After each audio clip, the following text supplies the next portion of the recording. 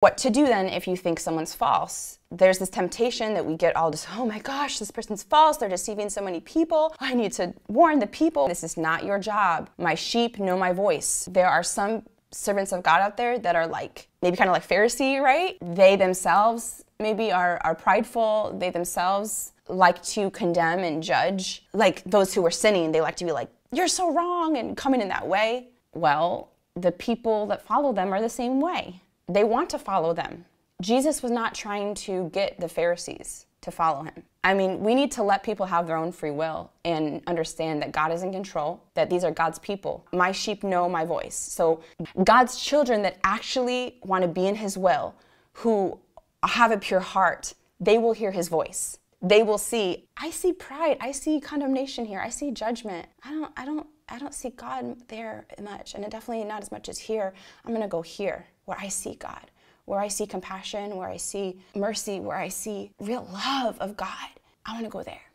We don't need to worry, we need to save people. Let people follow who they wanna follow. Let people be judgmental together if that's what they want. We can't force people. If you really think in your heart someone's false, someone's wrong, what you should be doing, being the brightest light, the best representative of God you can be. If you really have a heart for the lost, if you really have a heart for people who you think are deceived, the more you shine bright, and I'm speaking out like to servants of God, to people who have platforms. Many times people with platforms feel like, I need to rescue people, I need to blast this person so I can rescue those people that are deceived or whatever. Instead, why don't you shine brighter? Instead, why don't you be the greatest example of God's love that you can be, the greatest vessel of God that you can be, which is love. Why don't you focus on that? Why don't you focus on doing the work of God? Why don't you focus on helping people, actually helping people, rather than being distracted and throwing stones at someone else? That's not helping people. God's entrusted you to a platform. Why don't you focus on helping people? Why don't you focus on being the brightest light you can be? Because then, like I said, my sheep will know my voice.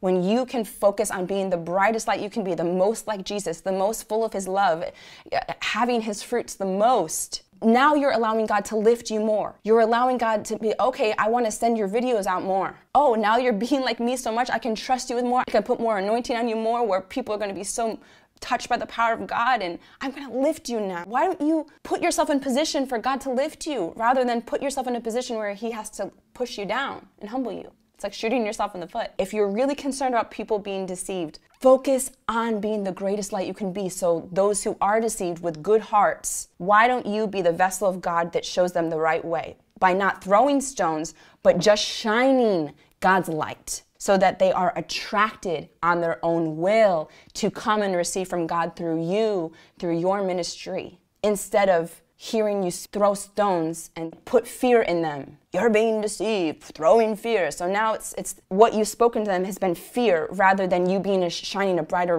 light and their will being like, I see God more here. I want to start listening to this person more.